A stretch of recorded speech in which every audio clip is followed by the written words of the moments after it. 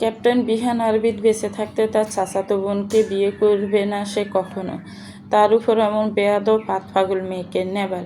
আদরের নাতির রুক্ষ গলার কথা শুনে লতিফা বেগম একটু থতমত খেলেন। বুঝলেন ওপাশের নাতি তার ভীষণ খেপেছে, তাই তিনি নরম হয়ে বললেন, ও বিহান দাদুভাই, আমার সোনা মানিক, তুমি রাইগো না। আমার রাহা খুব ভালো, তুমি তো জানো, শুধু একটু দুষ্টুমি করে। ও যা করে তা দুষ্টুমি বলে না দাদি, ও অত্যন্ত অভদ্র বেহায়া পাজি একটা মেয়ে। ওই বেয়াদবকে দেখলেই আমার শরীরের রক্ত গরম হয়ে যায়। নাতির কথা শুনে লতিফা বেগম মিটিমিটি হাসেন, কণ্ঠ নামিয়ে বলেন, শরীরের রক্ত গরম হওয়াই তো ভালো দাদুভাই, বউ তো এমন হওয়াই চাই যাকে দেখলে শরীর মন চলাৎ করে চাঙ্গা হয়ে যায়, রক্ত উষ্ণ হয়ে যায়। দাদি, তোমার এসব অহেতুক কথা শোনার সময় নেই আমার। ও বিহান দাদুভাই, আমার লক্ষ্মী সোনা, তুমি তো রাহাকে নিয়ে সবটা জানোই, ওটাও জানো ওকে কেন তোমার কাছে দিতে চাই। তুমি দয়া করে হাঁ বলে দাও। ফোনের ওপাশে থেকে রুদ্র কঠিন আওয়াজে ভেসে আসে, আর কখনো এই বিষয়ে আমাকে কিছু বলবে না। এবারের ছুটিতে আমি বাড়ি ফিরছি না। আঁতকে ওঠেন লতিফা বেগম। নাতি তার প্রায় ১.৫ বছর হয় বাড়ি ফিরে না, এবারও যদি না আসে। তাই দ্রুততার সাথে বলেন, না দাদুভাই, এসব বলো না, আমার কথাটা শুনো তুমি। ওপাশে থাকা বিহান বলল, সরি দাদি, আমি এই বিষয়ে কোনো কথা বলতে পারবো না। এছাড়া কিছু বললে বলো, নয়তো রাখছি। দাদুভাই, শোনো আমার কথা, তুমি বাড়ি ফিরো, ওসব পরে দেখা যাবে। কোনো পরে টরে নয়, শুধু শুনে রাখো, এটা এই জীবনে সম্ভব নয়। ১৫ পাশ থেকে বিহান একটা নরম মেয়েলি সুর শুনতে পেল, যে আদো আদো কণ্ঠে বলছে, দেখো না দাদু, হাঁটুতে ব্যথা পেয়েছি। নরম মিষ্টি একটা স্বর, যেন পুরোটা আহ্লাদে গলে যাওয়া। কথাটা কর্ণগোচরে আসতে কপাল শুরু হয়ে গেল বিহানের। শুনতে পেল দাদি জিজ্ঞাসা করছে, আমার সান, ব্যথা পেলি কী করে? পেয়ারা গাছে উঠতে গিয়ে পড়ে গিয়েছে দাদি, ব্যাস। আর কিছু বলতে বা শুনতে হলো না। বিহানের মেজাজ চড়ে গেল। কল্পনা করলো ষোড়শী এক কিশোরীর কাঁদো কাঁদো মুখ। মেজাজ ক্ষিপ্ত হয়ে বিরক্তি আকাশচুম্বী হলো। হাত কঠিন মুষ্টিবদ্ধ করে তাতে দাঁত চেপে শুধু ঠোঁট নাড়ালো, বিরক্তিকর। রাহা হয়তো ন্যাকামি সুরে দাদির কাছে মলম আবদার করেছিল, সেসব কিছু তোয়াক্কা না করে সে গট করে কলটা কেটে দিল। এখন মেজাজ তার খিটখিটে হয়ে আছে ওই রাবিশ মেয়েটার জন্য। সাবধান, কোথাও হয়তো এই মুহূর্তে তার কাছে বিরক্তি লাগবে। তাই দাদির থেকে বিদায় না নিয়েই কল কেটে দিল। ফোনটাও ত্যক্ত রূপে ছুঁড়ে ফেলল বিছানায়। লতিফা বেগম রাহাকে কাছে রাখলেন। কোথায় ব্যথা পেয়েছিস দেখি? তুলতুলে শরীর নিয়ে রাহা আরও এগিয়ে গেল দাদির কাছে, গা ঘেঁষে বসলো, পাটা উপরে তুলে বলল, এই দেখো। দেখব কি করে? পড়েছিস তো? কি জিন্স না প্রিন্স? ফ্রগের সাথে এসব পড়তে হবে কেন? এখন তুমি আমায় বকবে? মাও বকে দিল, আহ্লাদি স্বরে বলে রাহা কাঁদো কাঁদো মুখ করল। লম্বা শ্বাস পেলেন লতিফা বেগম। এই মেয়েকে নিয়ে আসলেই তিনি ভারী চিন্তায় আছেন।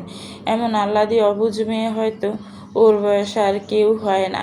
মেয়েটা বয়সের তুলনায় বেশি নরম, শহর সোজা, আর খুব আদুরে, স্নেহ, মায়া, মমতা, ভালোবাসার খুব কাঙ্গাল। এমন না যে বাড়ির কেউ তাকে অবহেলা করে কিংবা কষ্ট দেয়, তবুও মেয়েটা সবার থেকে আদর পাওয়ার জন্য মুখিয়ে থাকে। আচ্ছা, বকবো না, তবে মলম দিব কি করে? পরনের এসব জিন্স ফিন্স খুলে ফেল। রাহা বড় বড় চোখ করে বলল, চি দাদি, তুমি কত দুষ্টু। প্যান্ট খুলতে বলো কেন? মতলব কি তোমার? ইটিস পিটিস করার ধান্দা নাকি? হু হু হু। লতিফা বেগম মেয়ের বাহুতে মৃদু স্বর দিয়ে বললেন, নুরি বাপ দেখাতে আসছে আমার সাথে। সেদিনও না তোকে গোসল করিয়ে দিলাম? দাদি, একদম পচা পচা কথা বলবে না, নয়তো আমি কিন্তু বাবাকে বলে দিব।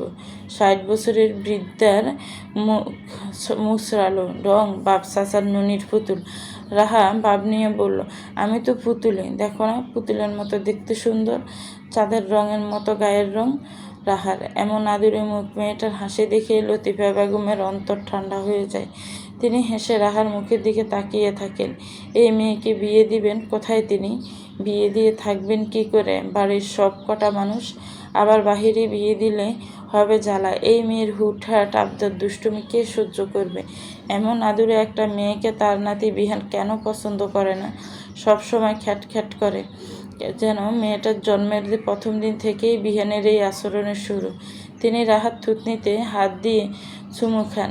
নরম সুরে বলেন, আল্লাদিটা। রাহাও মুচকি করে হাসে। পরক্ষণে জিজ্ঞাসা করে, তুমি মনে হয় ফোনে কথা বলছিলে দাদি? কার সাথে কথা বলছিলে? বিদ্যার ধ্যান ফিরে এতক্ষণে ফোনের স্ক্রিনে তাকিয়ে দেখে নাতি তার কল কেটে দিয়েছে। আরে বিহান দাদুভাইয়ের সাথে। নামটা শোনা মাত্রই বিস্ময়ের চোখ দুটি বড় হয়ে যায়। ব্রু নাচিয়ে জানতে চায়, ওই জলহস্তিটা তোমায় কল দিয়েছে? এ কেমন কথা রাহা? জলহস্তি মানে কি? এ কারণেই তো ও তোর উপর এত রাগ করে। রাহা মুখ ব্যাংসাল স্থির কণ্ঠে বলল, তাতে আমার বইয়েই গেছে। আর কবে ঠিক হবি তুই রাহা? ওকে কেন শুধু শুধু রাগাস তুই? আমি রাগাই না, উনি এমনি এমনি আমায় সবসময় বকাবকি করে। রাগ যারে, খাটাস একটা। রাহা আর শুনি এসব রাহা আর যদি শুনি এসব। দাদির শক্ত কণ্ঠ শুনে রাহার চোখ তুলে তাকায়, গাল ফুলিয়ে দিয়ে বলে, আমার এখন তোমার কাছে আসাটাই ভুল হয়েছে। তুমি বরং তোমার আদরের নাতির সাথে পীড়িত করার, লাগবে না আমার মলম। রাহা লম্বা লম্বা পা ফেলে চলে যেতে লাগলো। রাহা শুন কথাটা, মলম দিবি না হাঁটুতে? রাহা বোন আমার শুন। দাদি আর কোনো ডাক অভিমানে রাহা সাড়া দিল না। মেয়েটা বড্ড উবুজ আর জেদি। খানবাড়িতে বড় জ্যেষ্ঠ হলেন লতিফা বেগম। মৃত স্বামীর 3 পুত্র আর 2 মেয়ের জননী তিনি। 3 ছেলে রায়হান খান, আরমান খান, সাদমান খান একসঙ্গেই থাকেন। রাহার যৌথ পরিবার, সদস্য সংখ্যা অনেক। রায়হান খান ওনার স্ত্রী আফসানা, তাদের 3 ছেলে মেয়ে বিহান, জিজান, রুশনি। আরমান খান ওনার স্ত্রী জাহানারা বেগম, মেয়ে রাহা। সাদমান খান ওনার স্ত্রী নীলা, তাদের 3 ছেলে মেয়ে, বড় মেয়ে কামিলি, এরশাদ আর স্বামী রাফি। আফসানা বেগম হাঁক ডাকেন, রাহা, রাহা মা কোথায় তুই? জিন্স খুলে রাহা ডোলা ডালা প্লাজো আর লম্বা টপস পরেছে, গলায় ঝুলছে স্কার্ফ। সে খুইয়ে খুইয়ে সিঁড়ি দিয়ে নিচে নামলো। তাকে এভাবে দেখে আফসানা বেগম ব্রু কুচকে জিজ্ঞেস করেন, কিরে রাহা, তোর পায়ে কি হয়েছে? এভাবে হাঁটছিস কেন? রাহা থমথমে মুখ নিয়ে নিচে নামলো। আফসানা বেগমের কাছে গিয়ে দাঁড়ালো। তার কিছু বলার আগে পাশ থেকে জবাব দিল জাহানারা বেগম, পঙ্গু সাজতে চাইছে আপা, বেশি ইতরামি করলে এমন হবে না? আমার জীবনটা ভেজে কয়লা করে ফেলছে বজ্জাত মেয়েটা। আহা মেজো, বকছিস কেন? হয়েছে কি? কি হয়েছে রে মা? রাহার দিকে তাকিয়ে বললেন আফসানা বেগম। তার আগে এবারও উত্তর দিল জাহানারা বেগম, কি আর হবে, বান্দরগিরি করতে গিয়েছিল ছাদে গাছে উঠতে, শয়তান ধাক্কা দিয়ে পঙ্গু হওয়ার পথ সহজ করে দিয়েছে। আহা মেজো, এমন করছিস কেন? মেয়েটার সাথে একটু ভালো করে কথা বলতে পারিস না? আর ও যা সব কীর্তি করে বেড়ায় সেটা দেখো না? এত বড় মেয়ে হয়েছে, এরপরও শরীরে এখনও বায়ের স্থির এলো না। সারাক্ষণ বাচ্চাদের মতো করতে থাকে।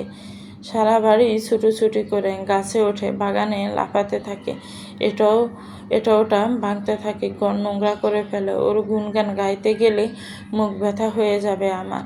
তার উপর কিছু বললে আহ্লাদে গলে যাবে। এখন জন্য বিহানই ঠিক আছে, একে আমাদের বিহান বাবায় শায়েস্তা করতে পারবে।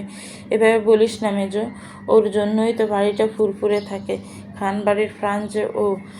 রাহার মুখে হাত বুলিয়ে বলেন আফসানা বেগম। মায়ের বকুনি খেয়ে মলিন মুখে হাসি ফুটিয়ে রাহার বড়মার কথায় একগাল হেসে বড়মাকে জড়িয়ে ধরে সে। জাহানারা বেগম রাগান্বিত গলায় বলেন, আমি আর কি করব? আমার কথার কি কোনো দাম আছে? বাড়ির কারো জন্য এই মেয়েকে আমি কিছু বলতে পারি? কিছু বললেই সবার কাছে গিয়ে নালিশ করবে আর সবাই আমাকে কথা শোনাবে। বাড়ির একটা মানুষের জন্য এই মেয়েকে আমি শাসন করতে পারি না। আল্লাহ দিয়ে দিয়ে এই মেয়েকে সবাই মাথায় তুলে ফেলেছে। আমার হয়েছে যত জ্বালা। জাহানারা বেগম রাগে এসব বলতে বলতে খুন্তি হাতে আবারও চলে গেলেন রান্নাঘরে। আফসানা বেগম বললেন, কিরে মা, গাছে উঠিস কেন? কতবার মানা করেছি না গাছে উঠতে? পড়ে গিয়ে যদি বেশি ব্যথা পেতি? আমার কি দোষ বড় মা? পেয়ারাগুলি ডাকছিল আমায়। গাছে পেয়ারা হয়েছে তো খাওয়ার জন্যই। পেয়ারা গাছে রেখে কি করে আমি নিচে দাঁড়িয়ে থাকতাম? আমি তো ভদ্র মেয়ে, কারো ডাককে অগ্রাহ্য করতে পারি? আফসানা বেগম মুচকি হেসে আলতো করে রাহার কান ধরে বললেন, তবে রে বাছাল মেয়ে, পেয়ারা তাকে ডাকছিল। বিশ্বাস করো বড় মা, পেয়ারা ডেকেছে আমায়, বলছিল, কিরে রাহা, আমি একা এভাবে ঝুলে আছি, আমাকে বাঁচাবি না? আমার জন্য কি তোর একটু মায়া হচ্ছে না? ব্যাস, আমিও ফটে গেলাম। আমার তো আবার খুব মায়া দয়া, তুমি তো জানো বড় মা। রাহার আহ্লাদি মুখ দেখে আফসানা বেগম হেসে ওঠেন শব্দ করে। হয়েছে, এবার বক বক থামা। ফাতা পাতা বুড়ি একটা। রাহা গাল ফুলিয়ে হাসে। আফসানা বেগম হাত টেনে বলেন, আয় সাবধানে হাঁটিস। কোথায় যাব বড় মা? রান্নাঘরে। রান্নাঘরে? বড় মা, দোহাই লাগে তোমার, তুমিও মায়ের মতো বলো না রান্না বান্না শেখার জন্য, নয়তো শ্বশুরবাড়ি গিয়ে এই হবে ওই হবে। আমি রান্না পারি না, ওসব পারবো না আমি তো এখনো ছোট। বলো, বাচ্চারা কি রান্নাঘরে যায়? আগে বড় হয়ে পরে রান্না শিখবো। চুপ করবি তুই? সারাক্ষণ কথা না বললে চলে না তোর? কথা না বলে তো আমি থাকতে পারি না বড় মা। কথা বন্ধ করে রাহা থাকতেই পারে না। সেটা কি আর বলতে? রান্নাঘরে আয়, গরুর গোস্ত রান্না করেছি। কি? উচ্ছ্বাস নিয়ে বড় গলায় বলে উঠল রাহা। আফসানা বেগম মুচকি হাসেন। গরুর গোস্ত রান্না করলে তোর আর বিহানের তো স্বভাব গরম গরম কষা কষা গোস্ত খাওয়ার। তাড়াতাড়ি আয়। লাফাতে লাফাতে রাহা রান্নাঘরে গেল। তা দেখে জাহানারা বেগম বললেন, দেখো ইতর মেয়ের কাজ, বাদরের মতো কেমন লাফাচ্ছে। মেজো, এখন আর কিছু বলিস না, মেয়েটাকে একটু শান্তিতে খেতে দে। হ্যাঁ হ্যাঁ বড় মা, তাড়াতাড়ি দাও। আফসানা বেগম এক বাটি দোয়া ওঠা গোস্ত দিলেন। রাহা কিচেনে কাউন্টারের উপরে উঠে এক টুকরো গোস্ত ফু দিয়ে মুখে তুলে দিল। প্রচণ্ড গরমে মুখে আর রাখতে না পেরে আবারও সেটা প্লেটে ফেলে মুখ হা করে হু হা করতে লাগলো। আসতে বলে আফসানা বেগম রাহার মুখে ফু দিতে লাগলেন। জাহানারা বেগম ক্ষিপ্ত সুরে বললেন, এত যে লাই দাও এই মেয়েকে, দেখছো ওর কাণ্ড? এই মেয়েকে রাখ ডাক করেও খেতে পারে না। আফসানা বেগম বলেন, আস্তে খা মা, ফু দিয়ে একটু ঠান্ডা করে নিয়ে আগে। এত লোভনীয় লাগছে গ্রানটা। জিহাদ এসে রাহার পাশে দাঁড়ালো, বলল, কিরে পিসকু, একাই খাচ্ছিস নাকি ভাইয়াকে রেখে? রাহা গোস্ত মুখে চিবাতে চিবাতে পাশ ফিরে তাকায়। জিদানের ততক্ষণে ওর বাটিতে হাত দিয়েছে। গোস্ত মুখে নিয়েই বলে উঠল, রাহা ভাইয়া, এখানে কিন্তু আমার মুখের ফেলানো গোস্তের টুকরো আছে। তুমি? বাকি কথা শেষ হওয়ার আগেই জিহান হপ করে দমকে উঠল। আবারও আগের মতো হাত বাড়িয়ে এক টুকরো গোস্ত মুখে দিয়ে রাহার দিকে তাকালো। আঙ্গুল গোল করে বুঝালো, বুনু, সেই হয়েছে। ভাইয়ের বাপ দেখে মুখ ভর্তি গোস্ত নিয়ে হাসে রাহা। জিদান ভাইটা কত ভালো, তাকে একেবারে নিজের বোনের মতো আদর করে। আর ওই বিহান খাটাসটা সবসময় তার সাথে খ্যাক খ্যাক করে, নাকের আগায় রাগ নিয়ে ঘুরে। কিছু হতে না হতে সাপের মতো ফুসফুস করে ওঠে।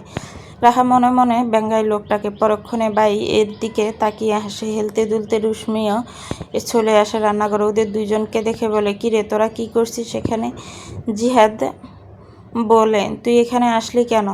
এখন আমাদের ভাগে কম পড়বে না? যা বাগবো মানে? আমাকে দেখে কি খাচ্ছ তোমরা ভাইয়া? মধু মধু। জিদান রুশমির মাঝখানে। রাহা বলল, কষা মাংস খাচ্ছি আপু, ফুরা মধু আমাকে দে। চলে এসো। জিদান আর রাহার সাথে এবার রুশমিয়ে যোগ দিল। বাড়ির ছোট বউ নীলা চুপচাপ রান্নার কাজে ব্যস্ত। রাহা বলে উঠল, স্বামী রাফি কোথায় ছোট মা?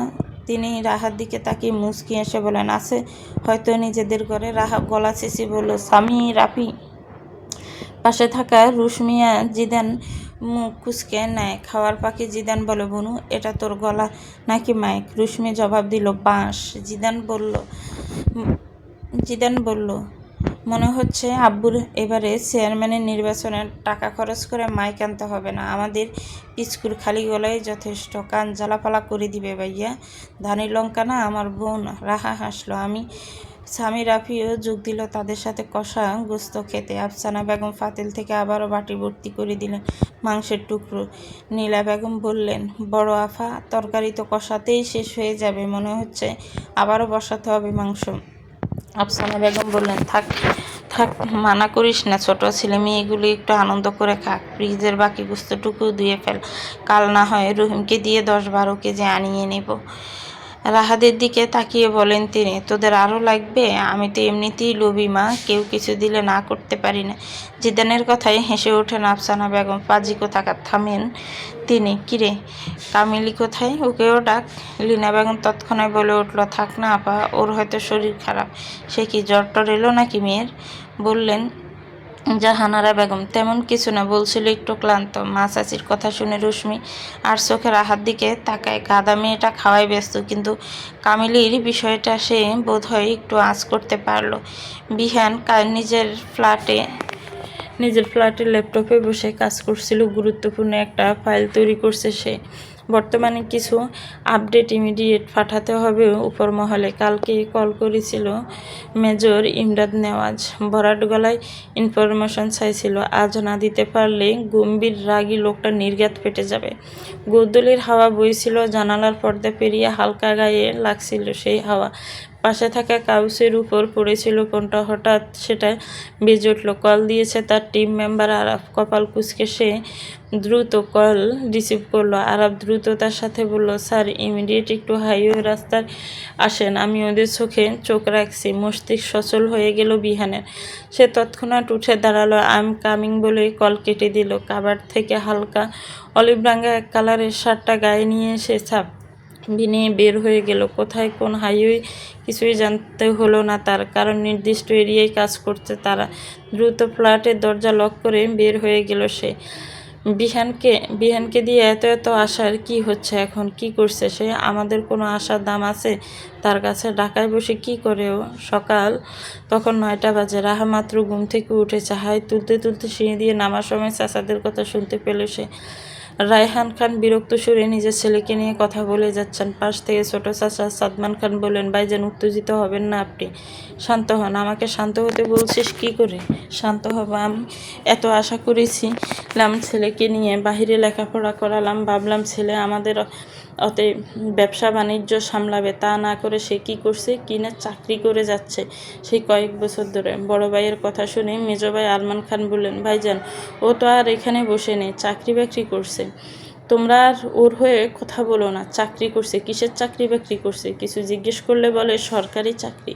আর সরকারি চাকরি কি কম আছে দেশে? কোন চাকরি, কেমন চাকরি, কি কাজ, কিছুই বলে না কাউকে। বাপ চাচার ব্যবসা রেখে উনি মানুষের গোলামি করে। রাহা শরীর কাছে দাঁড়িয়ে মুচকি আসে। বড় আব্বু লোকটাকে বকছে শুনে সে বেশ খুশি হয়। বাপ কত সাহেবের! ইস, বড় আব্বু যদি এভাবে লোকটাকে কথা শোনাতে পারতো সামনাসামনি। ভাইজান আপনি আমাকে কিছু বোঝাতে হবে না আরমান। ও কি চাকরি করছে তাতে আমার মাথা ব্যথা নেই, কিন্তু আমার কথা হলো এখান থেকে ঢাকা কত দূর? কি এমন চাকরি করে যে বাড়িতে আসতে পারে না? কোনো বিশেষ অনুষ্ঠান, ঈদ, কোনো কিছুতেই তাকে পাওয়া যায় না কেন? কি এমন সরকারি চাকরি যে 1.5 বছর হয়ে যায় সে আসতে পারে না নিজের বাড়ি? রায়হান খান বেশ উত্তেজিত হয়ে গিয়েছেন, তাই আর কেউ কথা বাড়ালো না। লতিফা বেগমও বড় ছেলের হম্বিতম্বিতে সোফায় চুপচাপ বসে আছেন। বাড়িতে এত মানুষ, নিজের বাবা মা ভাই বোন রেখে ঢাকার ওই ফ্ল্যাটে কি আছে ওর? লতিফা বেগম এবার নরম সুরে বললেন, এবার থাম বাপ, ছেলেটা এতদিন পর আসছে, কোনো অশান্তি করিস না। হ্যাঁ, আমার মাথা কিনে নিয়েছে তো। এতদিন পর তোমার আদরের বড় নাতি আসছে বলে আমাকে এবার লুঙ্গি পরে নাচতে হবে? বড় ভাইয়ের কথা শুনে আরমান এবং সাদমান খান ঠোঁট টিপে হাসেন। সিঁড়ির কাছে দাঁড়িয়ে রাহাও হাসে। রান্নাঘর থেকে স্বামীর কথা শুনতে পেয়ে ছুটে এলেন আফসানা বেগম। এসব কেমন কথা তোমার? কোন বয়সে কোন কথা বলতে হয় সেটাও ভুলে যাচ্ছ নাকি তুমি? আম্মা আপনি কিছু বলছেন না কেন? ভুলে তো যাচ্ছি, বয়স হয়েছে, ভুলবো না? 2 দিন পর তোমার বড় ছেলে আমাকে পাগল বানিয়ে পাবনা পাঠিয়ে দেবে, তখন তোমাদের শান্তি হবে। এতদিন পর আমার ছেলেটা বাড়ি আসছে, আর তার আগেই তুমি শুরু করে দিয়েছ। আমার ভুল হয়েছে মহারানী, আপনি আপনার আদরের ছেলে আসার উপলক্ষে গরু জবাই করুন। আফসানা বেগম রাগী চোখে তাকালো স্বামীর দিকে। পাশ থেকে শাশুড়ি ইশারায় বুঝান চুপ থাকতে, তাই তিনি কটমট করে আবারও চলে যায় রান্নাঘরে। রাহা স্তব্ধ হয়ে থাকে সিঁড়ির কাছে। নিজের কানে শোনা কথাও বিশ্বাস করতে পারে না সে, তাই দ্রুত ছুটে যায় বড়মার কাছে। বড়মা, একটু আগে কি বললেন? কপাল কুঁচকে জানতে চান আফসানা বেগম। কি বললাম? ওই যে কে আসবে যেন বললে? তিনি তৃপ্তির হাসি হেসে জবাব দিলেন, আমাদের বিহান আসছে আজ। রাহা একেবারে বিমূঢ় হয়ে গেল। মনে হলো কিছুক্ষণ সে বরফের মতো জমে গেল। কিন্তু এই খাটাস লোকটা কেন আসছে বাড়িতে? হতবিহ্বল হয়ে দাঁড়িয়ে থেকে বিড়বিড় করে রাহা, তোমাদের বিহান নয়, আমার জম আসছে আজ শুক্রবার। সকাল তখন 11টার কাছাকাছি বাজে। রাহা দ্রুত করে মেইন দরজা দিয়ে বের হলো। ওই লোকটা আসার আগেই বাসা থেকে বের হতে হবে। শুধু শুধু ধমক খাওয়ার কোনো ইচ্ছেই তার নেই। কলেজ তো আজ নেই, তাই বান্ধবী বাড়িতেই যাচ্ছে, বিকেলে ফিরবে। মেইন দরজা দিয়ে কয়েক কদম সামনে এগুতেই বাগান দিয়ে বাড়ির মেইন দরজা পর্যন্ত আসা ফাঁকা রাস্তায় এসে একটা গাড়ি থামলো। গাড়ির দরজা খুলে বের হয়ে এলো এক বিশাল দেহি লম্বাটে সুদর্শন পুরুষে। কাঁধে ব্যাগ, চোখে চশমা, গায়ে জলপাই রাঙ্গা এক কালারের শার্ট। ধীর পায়ে এগিয়ে আসছে সামনে। রাহা হতবিহ্বল হয়ে তাকিয়ে রইল মুগ্ধ ভঙ্গিতে। এটা কে? কোন সুদর্শন পুরুষ এলো তাদের বাড়িতে? এই ছেলের রূপ তো মনে হচ্ছে রোদের ঝিলিক দ্বিগুণ করে দিয়েছে। হাঁটার নিজস্ব এক ভঙ্গিমা, তার গুরু গম্ভীর ভাব আর আভিজাত্য প্রকাশও হুমড়ি খেয়ে পড়ছে। প্রতিটি পদক্ষেপ পরিবেশকে যেন থমথমে নিস্তব্ধ করার অঙ্গীকার প্রকাশে মশগুল। রাহা বোকার মতো হা করে আছে, চোখেরও পাতাও পড়ছে না তার। এই লোকটার কি বয়স বাড়ছে না কমছে? দিন দিন যেন আরও ইয়াং আর হ্যান্ডসাম দেখাচ্ছে। এই 1.5 বছরে মনে হচ্ছে লোকটা আরও সুদর্শন হয়েছে। সেই সাথে চেহারায় বেড়েছে গম্ভীর ভাব। ফর্সা মুখটায় কালো মোটা রোদ চশমাটা এঁটে আছে, কি দারুণ লাগছে। চোখ ফেরানোই মুশকিল। রাহা তখনও থম মেরে বিমূঢ়ভাবে তাকিয়ে দেখছে বিহান আরবিদ খান নামক বাড়ির প্রথম সন্তানকে, যার জন্য বাড়ির প্রতিটা সদস্য পাগল, অবশ্য সে ছাড়া। রাহার পাশ দিয়ে যাওয়ার সময় বিহান শক্ত গলায় বলল, মুখ বন্ধ কর স্টুপিড, মশার ফার্ম ঢুকে যাবে। এমন গা ছমছমে রুক্ষ কণ্ঠ শুনে হুঁশ ফিরে রাহার। নড়েচড়ে উঠে মেয়েটা ভালো করে তাকিয়ে দেখে বিহান ভাই তার পাশ কাটিয়ে চলে যাচ্ছে। মানে ঠিক কতটা খচ্চর আর খাটাস হলে একটা লোক 1.5 বছর পরে সে বাড়ির কাউকে দেখে সামান্য কেমন আছিস টুক জিজ্ঞেস করতে পারে না। রাহা দাঁত খিচে নিজেকে সামলে নিল। পিছন ফিরে তাকিয়ে দেখলো বিহান 1 কদম এগিয়ে গিয়েছে, তাই সেও 2 কদম আবারও পিছে ফিরে এগিয়ে আর বিহানের সামনে বোকা বোকা হাসি হেসে বলে, আসসালামু আলাইকুম বিহান ভাই, মাত্রই এলেন? বিহান সালামের জবাবটুকু নিয়েছে কিনা সন্দেহ। রাহা ভালো করে কিছুই শুনো না, শুধু একটুখানি দেখলো লোকটা হয়তো ঠোঁট নাড়িয়েছে সামান্য, যদিও বলা যায় না এটা সালামের উত্তর ছিল নাকি তাকে দেওয়া বকা। বিহান 2 আঙ্গুল চেপে চশমাটা খুলে ফেলে ব্রু শুরু করে তাকায় রাহার পানে। মেয়েটা এখনও আহ্লাদির মতো শরীর দুলিয়ে হাসছে, যা বিরক্ত লাগে বিহানের কাছে। এত ছটফট করার কি আছে এই বেয়াদব মেয়ের? কপাল কুঁচকে আসে তাই। সিবিএম স্বল্প কথায় জবাব দেয়, কানা হয়েছিস দেখতে পাচ্ছিস না? হাসি থামায় রাহা, গালটা খানিক ফুলানোর অভিনয় করে বলে, কই আপনি 1.5 বছর পর বাসায় এলেন, আমাকে দেখেও জিজ্ঞেস করলেন না তখন?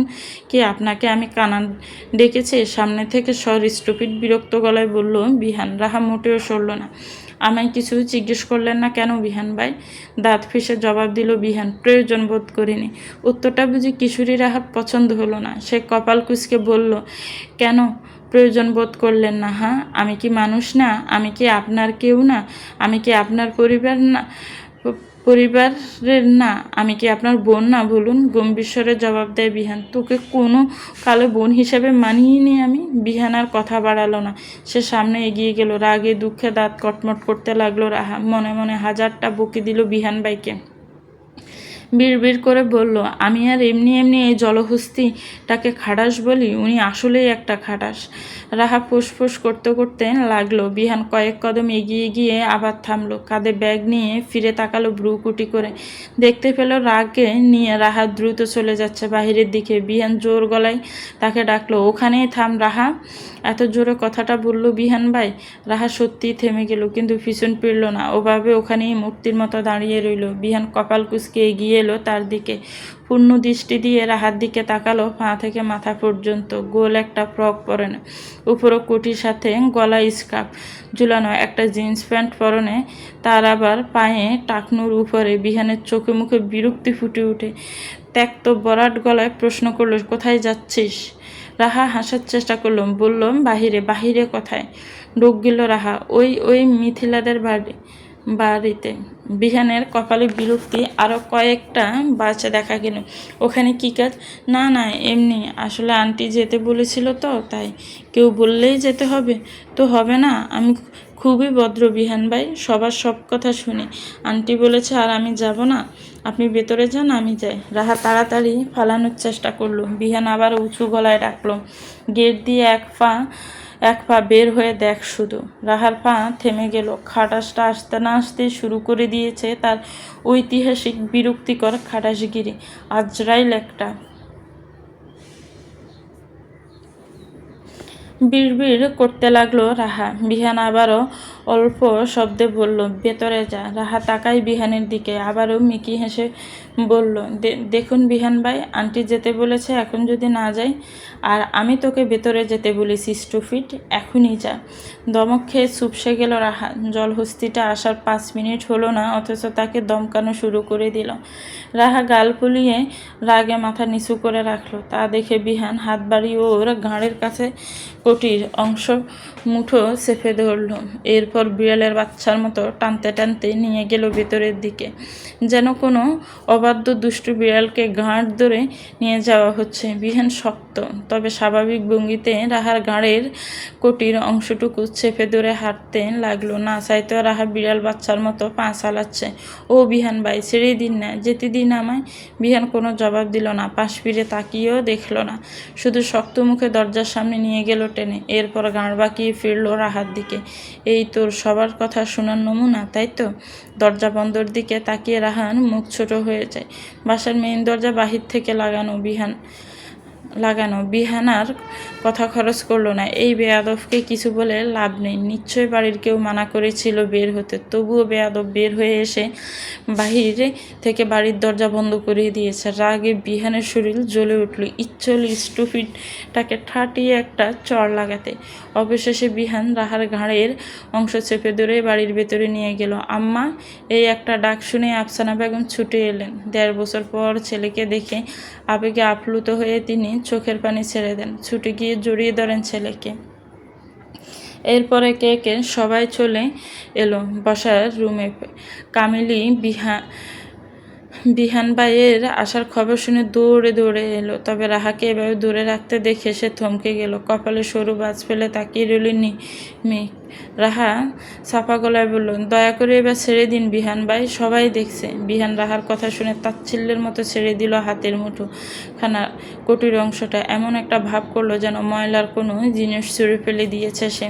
বিষয়টা রাহা খেয়াল করে মুখ মোছড়ায়। এতদিন পর বাড়ির ছেলেকে পেয়ে সবাই গদগদ হয়ে গেল। তার উপর আজ শুক্রবার, বাপ চাচা সবাই বাড়ি। বিহান সবার শেষে বাবার দিকে ফিরল। তিনি গম্ভীর মুখ করে দাঁড়িয়ে বিহান মিষ্টি সুরে ডাকলো বাবা বলে।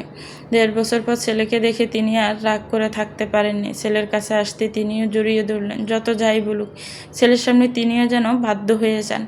বিহান কামিলিকে দেখে বলল, কিরে, কেমন আছিস কামিলি? লাজুক হেসে কামিলি মাথা নুইয়ে ভদ্রসুরে জবাব দেয়, ভালো, তুমি কেমন আছো বিহান ভাই? আলহামদুলিল্লাহ। শেষে রুশ্মি বলল, কিন্তু ভাইয়া, তোমার সাথে রাহা এলো, তাও আবার ওই স্টুপিডটাকে বাগানের ওখান থেকে গাঁট ধরে নিয়ে এসেছি। আফসানা বেগম বললেন, ঘাট ধরে মানে? কেন, কি হয়েছে? জাহানারা বেগম বলেন, কি এর হবে, মিথিলাদের বাড়ি যেতে চেয়েছিল। আমি বললাম আজ বিহান বাবা আসবে, কোথাও যেতে হবে না। না করার পরেও হয়তো চলে যেতে গিয়েছিল, তাই না বাপ? বিহান পুরো গলায় বলল, ওর উপর তোমরা বেশি করে নজর দাও না কেন? দিনকে দিন আরও বেশি করে স্টুপিড হচ্ছে। উপরে আড়াল থেকে রাহা এসব দেখছিল আর রাগে ফুঁসছিল। দিনকে দিন আরও বেশি করে স্টুপিড হচ্ছে কথাটা তাকে আরও রাগিয়ে দিচ্ছে। শয়তান একটা, আসতে না আসতে জল্লাদগিরি শুরু করে দিয়েছে। সবার সাথে কি সুন্দর করে কথা বলে, শুধু রাহার বেলাতেই এসে লোকটা জল্লাদ রূপ ধারণ করে। খাড়াস একটা।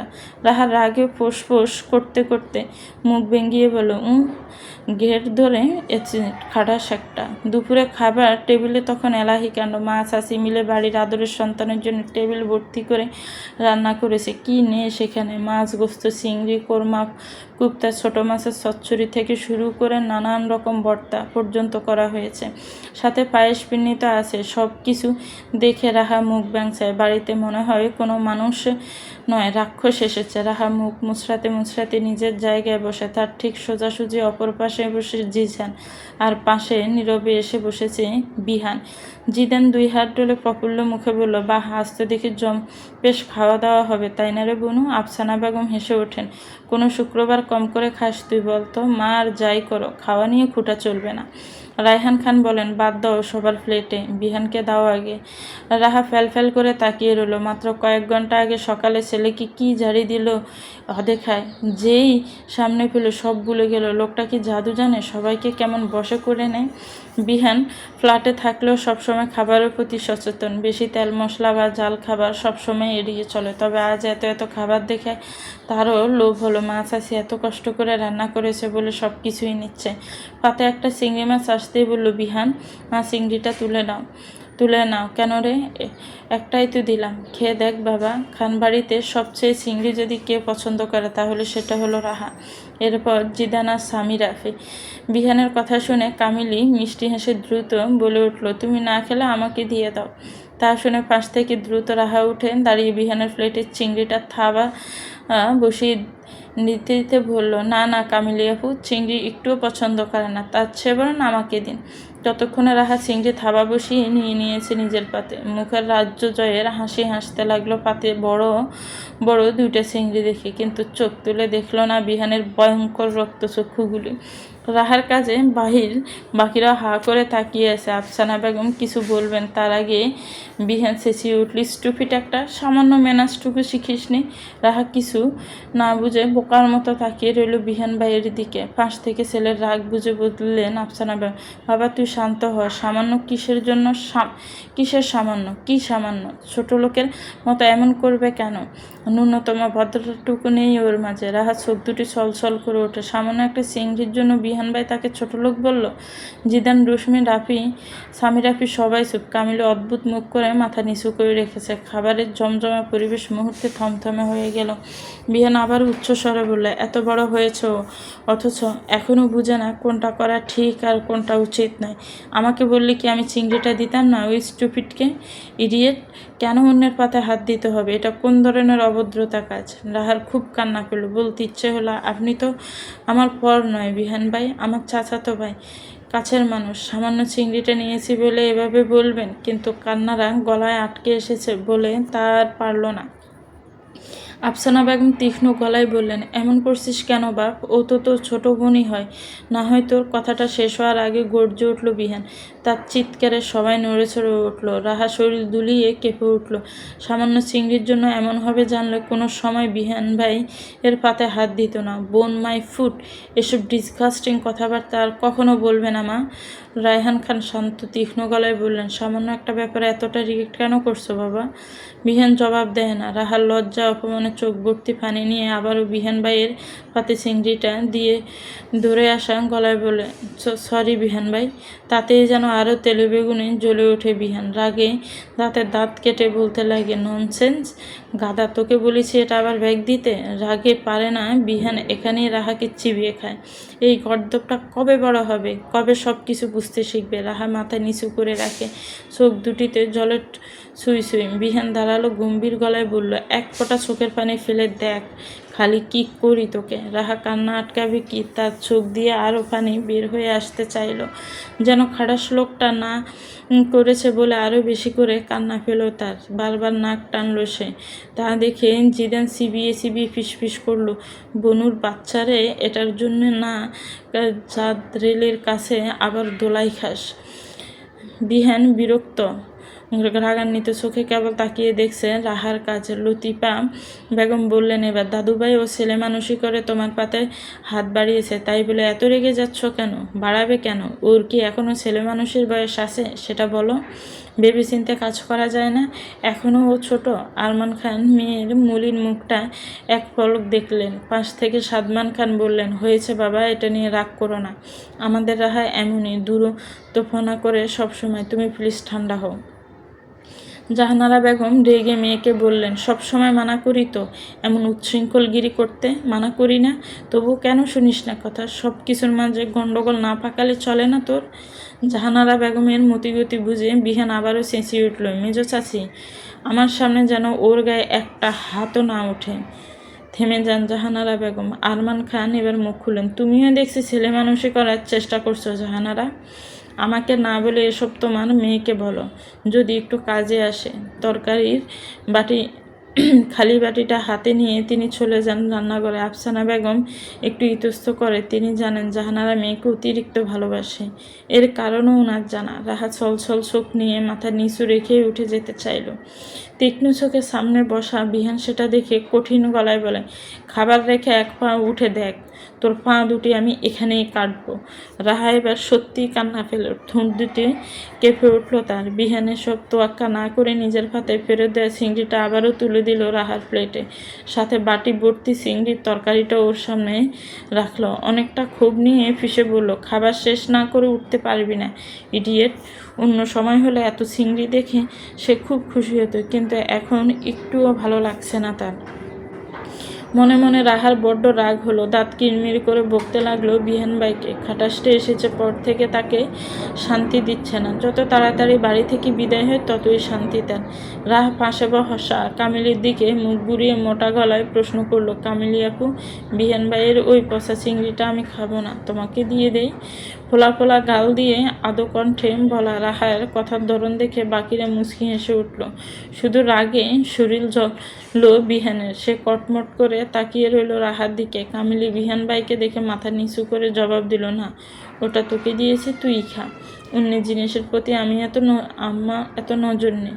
রাহা সামির আপির দিকে তাকিয়ে নাক ফুলিয়ে বলল, এই সামির আপি, ওই পচা চিংড়িটা খাবো না আমি, নিয়ে নে, ওটা আমার পেটে হজম হবে না। রায়হান খান আফসানা বেগম মিটিমিটি করে হাসতে লাগলেন। আরমান খান হেসে বললেন, মা, খাবার টেবিলে এত কথা বলতে নেই, খাও। বিহান কটমট করে তাকিয়ে রইল রাহার দিকে। মেয়েটা তাকে অপমান করেছে নাকি? সিবিএ এবার বলল বিহান, ওটা তোকেই খেতে হবে, দরকার পড়লে ভাত না খেয়ে চিংড়ি দুটো খাবি, তবু ওগুলি ফেলেই উঠবি না। আপনি কি আমার উপরে জোর করছেন? যেটা মনে করি সেটাই খা। খাবো না আমি আপনার চিংড়ি, আপনারটা আপনি খান। বিহান কথা রেখে আরেকটা চিংড়ি পাতে দিল রাহার। সবাই অবাক হয়ে রইল। না খেয়ে যতবার কথা বলবি ততগুলি চিংড়ি উঠবে তোর পাতে, আর পাত খালি না করে তুই উঠতে পারবি না। আই রিপিট অ্যাগেন, উঠতে পারবি না। রাগে ফোঁস করতে লাগলো রাহা। রায়হান খান বললেন, বাপ, কেন মেয়েটার সাথে এমন করছিস? তুমি কথা বলো না বাবা, ও বেশি বেড়েছে, বেয়াদবটাকে ঠিক করা প্রয়োজন। রাহা অসহায় চোখে তাকায় জিদান ভাইয়ের দিকে। জিদান মেকি হেসে পিসপিস করে বলে, তো চিংড়ি নিয়ে মারা খেতে চাই না। সবার খাওয়া শেষ, কিন্তু বিহান এখনও বসে আছে, সাথে রাহাও। একটা ভাতও গলা দিয়ে নামেনি তার। শুধু পাতে থাকা চিংড়ি তিনটেই গিলেছে কোনো রকম। এরকম অনেকটা রাগ নিয়ে বলল রাহা, হয়েছে, শেষ করেছি, এবার শান্তি তো আপনার, এখন তো উঠতে পারবো। বিহান জবাব দিল না। তীক্ষ্ণ চোখ নিয়ে পর্যবেক্ষণ করলো রাহাকে। রাহা গজগজ করতে করতে চলে গেল উপরে। রুশ্মির ঘরে এসে রাহা নাক টানা শুরু করলো, দেখেছো রুশ্মি আপু, তোমার খাটাস ভাইটা কি করেছে আমার সাথে? আস্ত খাচ্চর, খবিশ লোক একটা, জাদুরের পুরো আজরাইল। ভাইয়া কিন্তু বাড়িতে যদি শুনে, কি করবে তোর ভেবেছিস? কি করবে তোমার ওই খবিশ ভাই, কি করবে? হ্যাঁ, রাক্ষসটা পারবে কি করতে? যদি তোকে গিলে ফেলে রে রাহা। এই বললেই হলো, গিলে ফেলা এতই সহজ নাকি? ওনার পেট গিয়ে খামছে, নাড়ি বুড়ি সব ছিঁড়ে ফেলবো না, জাদরেল একটা, কোনো দিন বউ জুটবে না ওনার কপালে। রুশ্মি তুই ঘরে। বাহির থেকে আসা বরাট গলাটায় হকচকিয়ে যায় রাহা। এই রে, আজরাইলটা কি শুনে নিল নাকি? রাহা দ্রুত করে রুশ্মির বিছানার পাশে থাকা কম্বল মুড়ি দিয়ে গুটিসুটি মেরে শুয়ে পড়ল। বিহান ধীর পায়ে আরেকটু এগিয়ে বলল, তোর ঘরে রাহা? রুশ্মি কম্বলের নিচে মুড়ি দিয়ে থাকা রাহার দিকে তাকিয়ে মুচকি হাসলো। এরপর বলল, হ্যাঁ ভাইয়া, ও এখানে আছে, বেয়াদবটাকে আমার রুমে পাঠিয়ে দিস। বিহান ট্রাউজারের পকেটে হাত গুজে লম্বা ফাঁ ফেলে চলে গেল। রুশ্মি বলল, ভাইয়া চলে গেছে? উঠ, তুমি ওই খাটাসটাকে বললে কেন আমি এখানে? তাড়াতাড়ি যা, নয়তো দেরি হলে আবার বকবে। তুমি জিদান ভাই এত ভালো, তাহলে বড়মার ফের থেকে অমন খবিশ একটা লোক বের হলো কি করে? রাহা পা টিপে টিপে এগিয়ে গেল বিহান ভাইয়ের রুমে। দরজার সামনে দাঁড়িয়ে উকি দিল।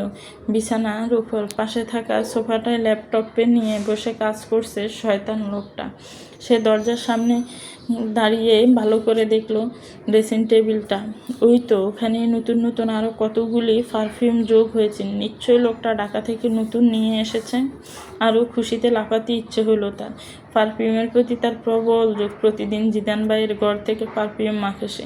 তবে এটা সত্যি, জিদান ভাইয়ের থেকে ওই খবিশ লোকের স্মেল সেন্স দুর্দান্ত। ওই লোকটার সবগুলি পারফিউম তার একেবারে খেয়ে ফেলতে মন চায়। সুরের মতো উকিঝুঁকি না দিয়ে ভেতরে আসবি? রাহা মুখ ব্যাংসায় ধীর পায়ে এগিয়ে আসে। কেন ডেকেছেন বিহান ভাই? নিশ্চয়ই তোর চেহারা দেখার জন্য নয়। আমার চেহারা এত সস্তা নাকি যে যাকে তাকে দেখতে দিব? কি বললি? ও ওই না আর কি, বলছিলাম আপনি কেন ডেকেছেন? বিহান টেবিলের উপর কোকের গ্লাসটা দেখিয়ে বলল, এটা খেয়ে নে। ফেটুকে রাহাত জিভে পানি এলো, কিন্তু পরক্ষণে নিজেকে সামলে সে অভিমান সুরে বলল, না আমি খাবো না। বিহান গ্লাসটা হাতে নিয়ে এগিয়ে যায়। খেয়ে নিন, লেবু আর লবণ মিশিয়ে এনেছি, গ্যাস হবে না। লাগবে না, আপনারটা আপনি খেয়ে নিন। রাহা চলে যেতে নিলেই খপ করে তার হাতের কবজি চেপে ধরে বিহান। চোখ গরম করে বলে, রাগাস না রাহা, চুপচাপ শেষ কর। আমি না খেলে জোর করবেন আমায়? দরকার পড়লে তাই করব। কেন? আপনি সবসময় আমার উপর জোর করবেন কেন?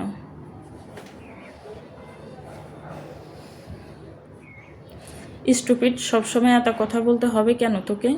আপনি আমার উপর সবসময় জোর করেন বিহান ভাই। কই, আমি তো আপনাকে কিছু নিয়ে জোর করি না।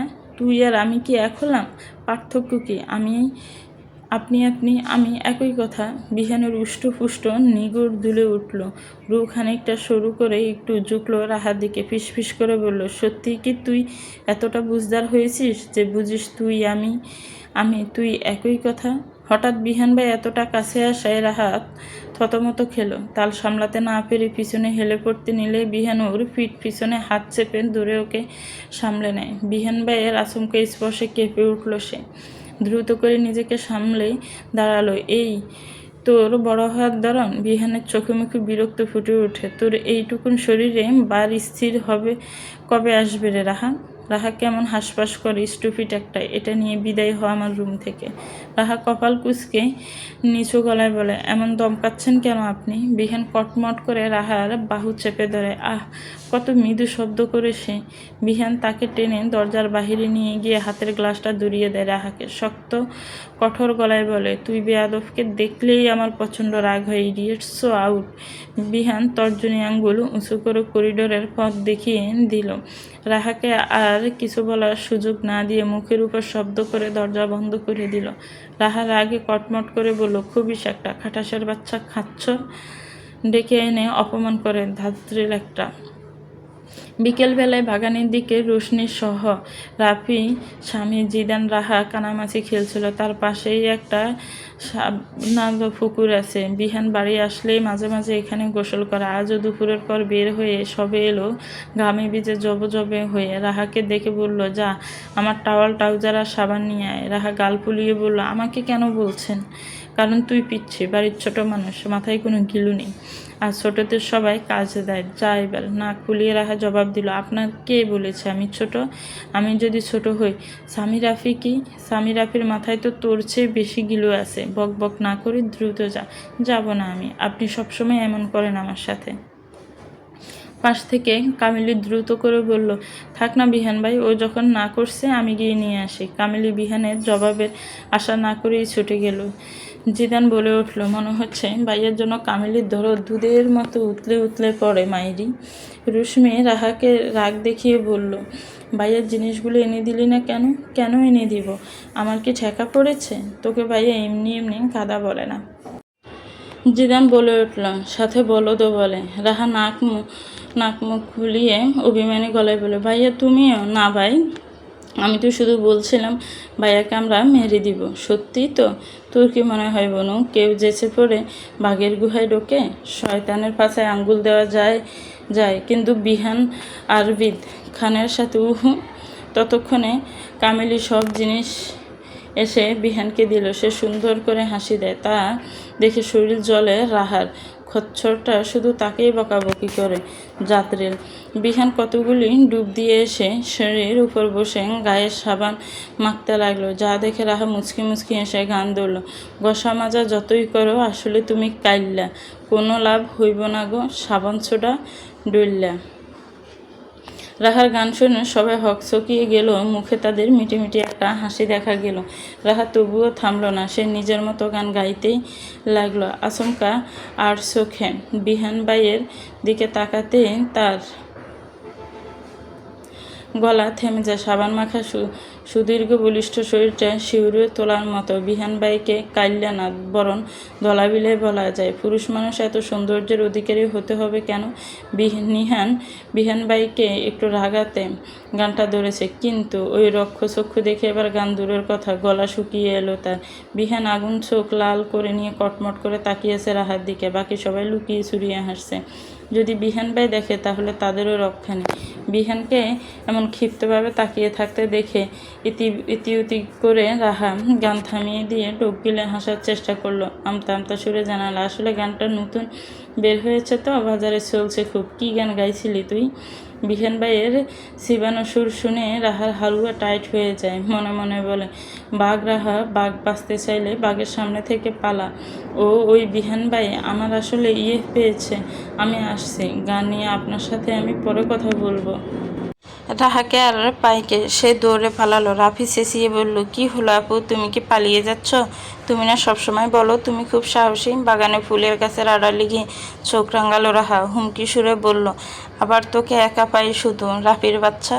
চেঁচনি ছাড়া বর্তা বানাবো তোকে। সবাইকে মুখে হাত দিয়ে হাসতে দেখে বিহান রাগান্বিতভাবে ওদের দিকে তাকায়। মুহূর্তে সবাই চুপসে যায়। আস্তে ধীরে বাগানের ওই জায়গাটাও ফাঁকা হয়ে আসে। বিহান ফোঁস করতে করতে ভাবে, তুই ফাঁকি বড্ড লাফাচ্ছিস, খুব বার বেড়েছিস। তোর সাথে সাক্ষাৎ বড্ড জরুরি হয়ে গিয়েছে।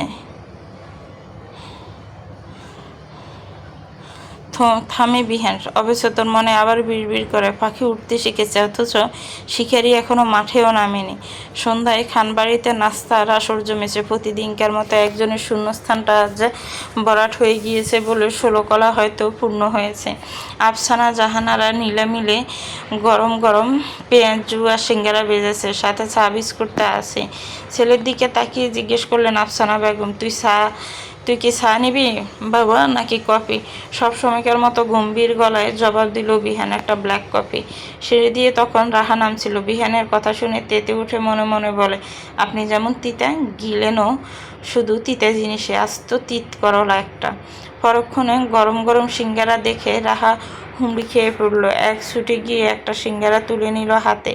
সব বুলে গরম সিঙ্গারাতে বসালো এক কামড়। মাত্র তেলে ভেজে আনা গরম সিঙ্গারা আর মুখে সইল না। আবারও সে দ্রুত মুখে ঢুকালো সিঙ্গারা। তাতে নিয়ে এসে হু হা করতে লাগলো। তার এমন কাণ্ড দেখে স্বামী রাফি আসতে লাগলো। আরমান খান বললেন মেয়েকে, আম্মা আস্তে ধীরে খাও, গরম তো। রাফি বলে উঠল, রাহা আপু খচ্চর সাচ্ছু, একেবারে অস্বাস্থ্যকর। রাহা তেতে বলল, চুপ কর বেয়াদব, কানের নিচে একটা দিব। খাওয়ার সময় এত কথা বলতে নেই। আর রাহামা, সিঙ্গারা তো আছে, পালিয়ে তো যাচ্ছে না। তুমি আস্তে খাও মা, প্রয়োজনে আরও বানিয়ে দেওয়া হবে তোমাকে।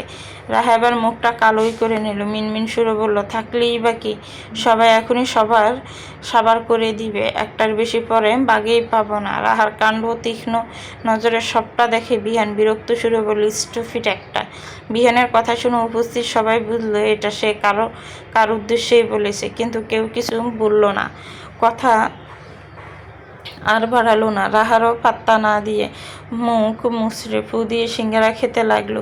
বিহান ফোন টিপসে আর চোখ তুলে মাঝখানে দেখে খাওয়ার মাঝে ডুবে থাকা রাহাকে।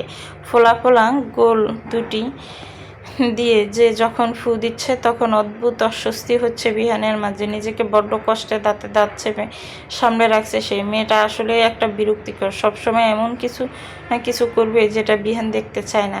মেয়েটা বরং সেটা করেই তার অশান্তি বাড়িয়ে দেয়। জিদান পেঁয়াজু হাতে নিয়ে বলল, মা পেঁয়াজুতে কি পেঁয়াজ দিয়েছ নাকি অন্য সব কিছু দিয়েই কাম সেরে ফেলেছ? ততক্ষণে চা নিয়ে এসেছেন জাহানারা আর আফসারা বেগম। চোখ ফাঁকিয়ে বললেন তিনি, একটা দিব অসভ্য ছেলে, কাজ সারা কি? হ্যাঁ, খেয়ে দেখ। জিদান পেঁয়াজু উলট পালট করে বলল, না মানে বাঙালি মায়েরা পেঁয়াজের মাঝে পেঁয়াজ কম দিয়ে বাকি সব কিছু দিয়ে কাজ সেরে ফেলে তো, তাই বলছিলাম আর কি। রাহা খেতে খেতে বলল, দোকানের ওই দুটো পেঁয়াজ দিয়ে বানানো পেঁয়াজুর থেকে বড় মারটা বেস্ট। তুই বনু এমন লোক, যেখানে আদর পাবি সেখানেই বেশি বেশি তেল মারবি। এসব কি কথা জিদান ভাই? হ্যাঁ দেখেছ বড় বাবা, তোমার পচা ছেলে কি বলে? রায়হান খান কিছু বলার আগেই বিহান চেঁচিয়ে উঠল, খাবার সময় এত কথা কিসের তোর রাহা? মুখটাকে একটু বন্ধ করতে পারিস না? রাহা কথার ফুসরতা আচমকা বলে ফেলল, না মুহূর্তে জায়গাটা কেমন নীরব হয়ে গেল। সবাই একে অপরের মুখের দিকে তাকালো। বিহান মুখে মুখে তর্ক করা একদম পছন্দ করে না। এমন সহজ সরল উত্তরটা দিয়ে রাহি স্তব্ধ হয়ে গেল। ধীরে ধীরে ঘাড় ফিরিয়ে তাকালো বিহানের দিকে। তীক্ষ্ণ লাল চোখ দিয়ে তার দিকে এক দৃষ্টিতে তাকিয়ে আছে, যেন এখনই তার উপর হামলে পড়বে। রাহা শুকনো ডোক গিলল, হাসার চেষ্টা করে বলল, আসলে আমার পড়া আছে, অ্যাসাইনমেন্ট বাকি আছে, আমি যাচ্ছি। সিঙ্গারার প্লেটটার মাঝে আরও কয়েকটা পেঁয়াজ তুলে রাহা দৌড়ে দিল। বিহান কটমট চোখে তাকিয়ে তার দিকে। পেয়াদবটা এখনই উষ্টা খেয়ে পড়বে। মনে মনে এটা ভাবতে ভাবতে রাহা হোঁচট খেয়ে পড়তে পড়তেই নিজেকে সামলে নিয়ে সিঁড়িতে উঠল। স্বামী চেঁচিয়ে বলল, আপু সিঙ্গারাগুলি নিয়ে নিলে কেন? দিয়ে যাও দুটো, গু খা গিয়ে। রাহা এক ছুটে গিয়ে নিজের ঘরে গিয়ে দরজা বন্ধ করে দিল। নিচ থেকে জাহানারা বেগম মেয়েকে বকতে লাগলেন। রাহার কাণ্ডে বাপ চাচারা হাসতে লাগলো। বিহান কফির মগে গম্ভীরভাবে চুমুক দিয়ে ভাবতে লাগলো, কত দূর পালাবি তুই রাহা? পালিয়ে যাবি বা কত দূর? তোকে বিহান আর দিন দেখে নিবে, খুব ভালো করে দেখে নিবে। রাতে খাবার টেবিলে সবাই একসাথে বসেছে, কিন্তু রাহা আসেনি। সে নাকি পরে খাবে। রায়হান খান, আরমান খান ডাকলেও আসলো না মেয়েটা। দুপুরে খাবার খেতে বসে যা হলো, রাহা আর বিহানের সাথে খেতে বসতে চাইবে না, এটাই স্বাভাবিক। বিহান বরাট গলায় উচ্চস্বরে বলল, স্বামী যা গিয়ে রাহাকে ডেকে আন।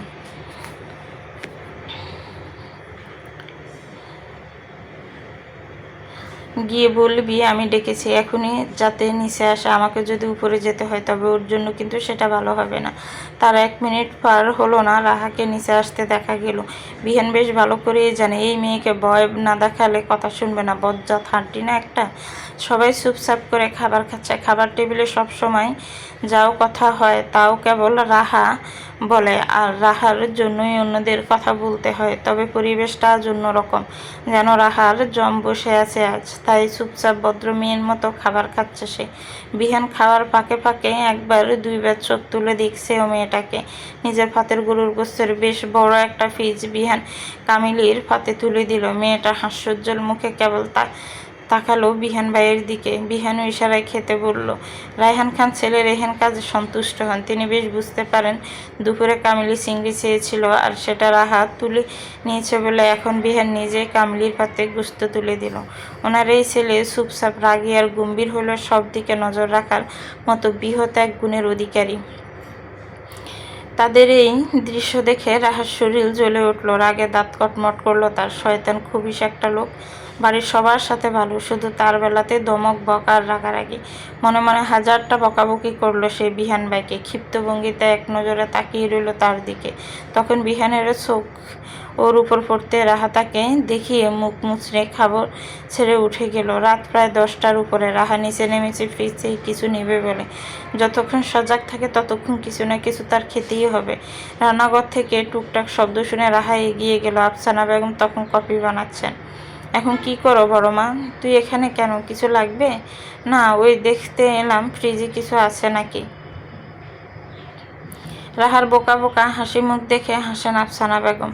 তোর জন্য কি ফ্রিজ খালি রাখা যাবে? দেখ, ফিরনি পায়ের সন্দেশ আর কমলা ডালিম আছে। বিকেলের দিকে বিহান আনলো। সত্যি? হ্যাঁ। রাহার ডালিম খুব পছন্দ। সারাক্ষণ কুটকুট করে খেতে তার ভীষণ ভালো লাগে। ডালিম, কমলা, পেয়ারা, লিচু, আম, সফেদা তার খুব পছন্দের ফল। কয়েক বছর আগে বিহান ভাই বাগানে আম, লিচু, পেয়ারা, সফেদা গাছ লাগিয়েছে। এবছর আম ধরবে। গত বছরই লিচু গাছে পাকে পাকে মিষ্টি লিচু ধরেছিল। রাহা ভিডিও কলে উচ্ছ্বাসের সাথে বিহান ভাইকে লিচু ভর্তি গাছ দেখিয়েছিল। অবশ্য বিহান ভাই বেশিক্ষণ দেখেনি। বজ্জাত লোকটা একটু পরই কল কেটে দিয়েছিল। মা যা তো, কপিটা বিহানের ঘরে দিয়ে আয়। রাহা কপাল কুঁচকে তাকালো আফসানা বেগমের দিকে। আশ্চর্যিত কণ্ঠে বলল, আমি? হ্যাঁ যা, তুই দিয়ে আয় একটু। তোর বড় বাবা সেই কখন আমাকে ডেকেছে ওষুধের জন্য। যা মা, তাড়াতাড়ি দিয়ে, ঠান্ডা হয়ে গেলে ছেলেটা আবার চেঁচাবে। ও গরম গরম কফি খেতে পছন্দ করে। আফসানা বেগম রাহার হাতে কফির মগটা ধরিয়ে দিয়ে চলে গেলেন।